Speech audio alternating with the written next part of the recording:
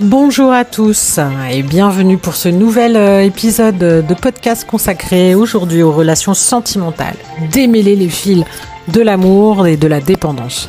Alors j'aurais pu aussi l'intituler Amour et dépendance affective, le grand mystère des relations, puisque c'est vrai que les codes changent, la société change et parfois, je le vois avec mes clients, ça reste compliqué de démêler les mystères de l'amour.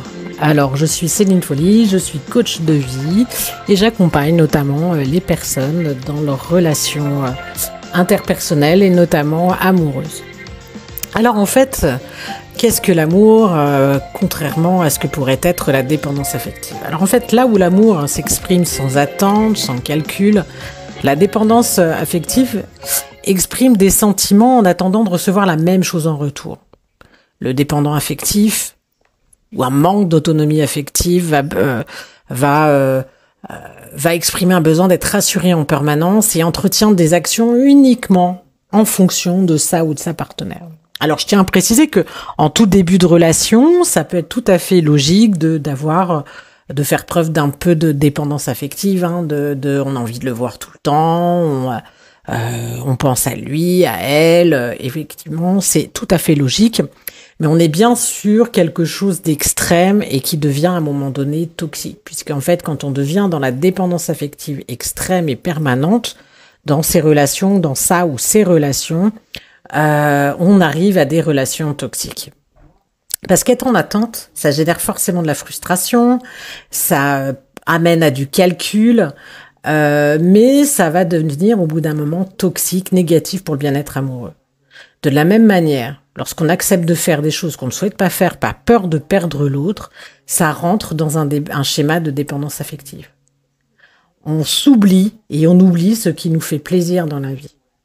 Et cette situation, en fait, ne permet pas de s'épanouir autant personnellement dans sa vie de couple et même, j'irais jusqu'à vous dire, la fragilise. Parce que quand on a trop d'attentes, où on a trop besoin de l'autre, ces frustrations, comme je disais précédemment, amènent à de la colère, à du conflit, et parfois ça fait peur à l'autre, il se sent oppressé et ça amène à la rupture. Et souvent il y a une négociation pour la rupture, le dépendant va alors à l'extrême aussi, il y a plusieurs degrés de dépendance, mais ça peut amener à des comportements irrationnels. Ce n'est pas fou. D'ailleurs, dans un prochain épisode, je parlerai du cerveau et de la dépendance affective, des recherches neuroscientifiques qui expliquent le phénomène de l'amour et de la dépendance affective. Une relation amoureuse, elle est basée sur le partage. Donc, il est tout à fait normal d'avoir des besoins, de faire des efforts pour sa relation, d'amener à des concessions parfois, tant que ça ne rentre pas dans un conflit de valeurs ou dans un sacrifice de l'un de l'autre. Mais quand ces efforts deviennent routiniers et tout le temps on est en permanence en attente de l'autre, ça crée une drogue, une dépendance. On vient chercher son shoot d'amour pour se rassurer et là on débouche sur une relation toxique. Donc être dépendant de quelqu'un, être drogué quelque part pour certains, ne relève pas de l'amour. On peut laisser partir quelqu'un de sa vie même si on l'aime parce que c'est mieux pour lui comme c'est mieux pour nous. Alors pour pouvoir faire la différence entre les deux, il est essentiel de réaliser une petite analyse de la relation que vous vivez ou que vous avez vécue et de ne pas la réitérer dans les relations qui suivantes. Alors on va identifier point par point si vos comportements ou ceux de vos partenaires correspondent à des actes d'amour désintéressé ou bien d'une dépendance émotionnelle. Donc j'ai défini 5 critères d'après les études que j'ai faites pour évaluer cette relation. Et vous avez la première différence qui est la relation amoureuse ne comble pas une carence affective. Alors ça peut être dur quand je vous dis ça. Évidemment, c'est important de pouvoir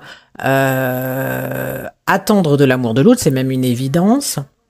Mais si vous avez un manque d'amour de vous, vous allez vite tomber dans cette dépendance parce que vous allez vivre par rapport au regard de l'autre. Alors évidemment, on grandit grâce à l'amour de l'autre, mais il est important de toujours travailler sur son estime et rester autonome émotionnellement et affectivement. La deuxième différence, c'est que le dépendant affectif ne peut pas être seul. Il a besoin en permanence de la présence de l'autre. Et ça finit par être étouffant et parfois pour certains anxiogène pour le partenaire. La troisième différence, c'est la jalousie. La jalousie est souvent présente dans ces relations amoureuses, que tout est sujet à discussion et à dire c'est pas bien ce que tu fais, tu ne me respectes pas, tu m'aimes pas, si tu m'aimais, tu ne ferais pas ci, tu ne ferais pas ça.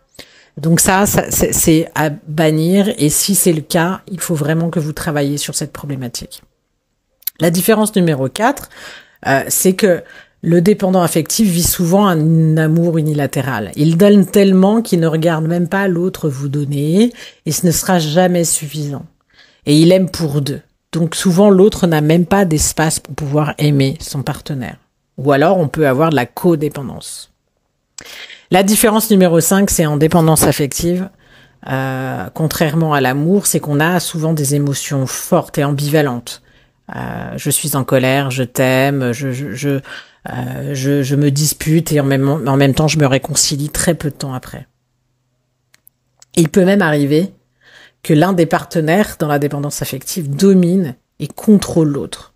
Parce que là, souvent, la communication est conflictuelle, devient conflictuelle au fil du temps et manipulatrice, puisqu'inconsciemment, l'autre le sent, qu'il peut faire de vous ce qu'il veut, ou vous allez le manipuler pour qu'il fasse en tant que dépendante, qu'il aille dans votre sens jusqu'à le culpabiliser. Et les besoins individuels sont finalement sacrifiés au profit de la relation, puisqu'en fait, cette dépendance amène à une volonté de fusion, d'une relation fusionnelle. Alors, en termes de chiffres, 25 à 50% de la population souffrirait de dépendance affective, alors à un certain degré, c'est-à-dire qu'à un degré fort, il y a 25% de la population. Et souvent, ce sont les femmes qui sont plus touchées que les hommes.